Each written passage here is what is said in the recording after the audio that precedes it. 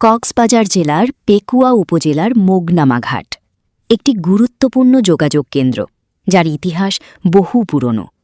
ধারণা করা হয় প্রায় ১৯৬০ থেকে ১৯৭০ সালের মধ্যে এই ঘাটটি স্থানীয় মানুষের যাতায়াত ও নদী পারাপারের প্রধান মাধ্যম হিসেবে গড়ে ওঠে। তখনও আধুনিক সড়ক ব্যবস্থা গড়ে ওঠেনি, ফলে এই ঘাটই ছিল মানুষের জীবনযাত্রার অন্যতম ভরসা। প্রথম দিকে মোগনামা ঘাটে ব্যবহৃত হতো ছোট ছোট নৌকা এবং কাঠের তৈরি সাম্পান। স্থানীয় জেলে ও মাঝিরাই পরিচালনা করতেন এই পারাপার ব্যবস্থা।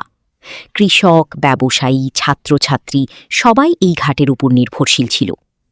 সময়ের সাথে সাথে জনসংখ্যা বাড়তে থাকে, আর সেই সাথে বাড়তে থাকে যাতায়াতের চাপ। ১৯৮০ ও ১৯৯০ দশকে এই ঘাটের গুরুত্ব আরও বেড়ে যায়। তখন ইঞ্জিন চালিত নৌকা ও ট্রলার চালু হয়, যা পারাপারকে করে তোলে দ্রুত ও সহজ। পাশাপাশি ঘাটের আশপাশে ছোটখাটো বাজার ও ব্যবসা প্রতিষ্ঠান গড়ে ওঠে, যা স্থানীয় অর্থনীতিতে নতুন গতি আনে।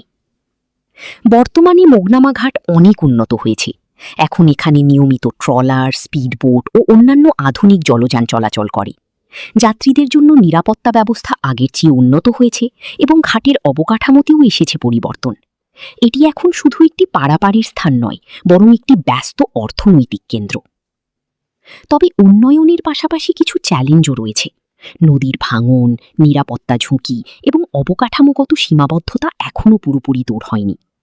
তবুও মোগনামা ঘাট আজও পেকুয়ার মানুষের জীবনের অবিচ্ছেদ্য অংশ হিসেবে টিকে আছে। ইতিহাস, পরিবর্তন এবং সম্ভাবনার এই মিশ্রণেই গড়ে উঠেছে পেকুয়া মোগনামা ঘাটের বর্তমান চিত্র, যা অতীতের স্মৃতি বহন করে ভবিষ্যতের দিকে এগিয়ে চলেছে।